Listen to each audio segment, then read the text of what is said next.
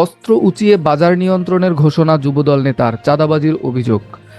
গাজীপুরের শ্রীপুর উপজেলায় এমসি বাজারে যুবদল নেতা জাহাঙ্গীর আলমের নেতৃত্বে একদল সন্ত্রাসী দেশীয় অস্ত্র উঁচিয়ে মিছিল ও মহড়া দিয়েছে।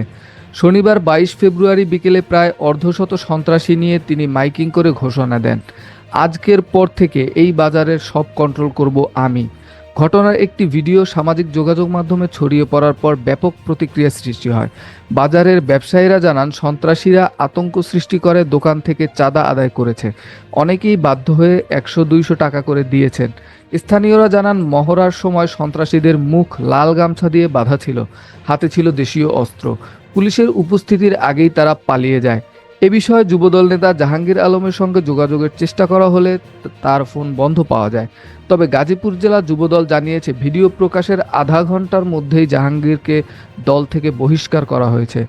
শ্রীপুর থানার এসআই আব্দুল কুদ্দুস জানান, ঘটনাস্থলে পৌঁছানোর আগেই সন্ত্রাসীরা পালিয়ে যায়। তবে অস্ত্র উঁচিয়ে চাঁদাবাজির অভিযোগ তিনি অস্বীকার করেছেন।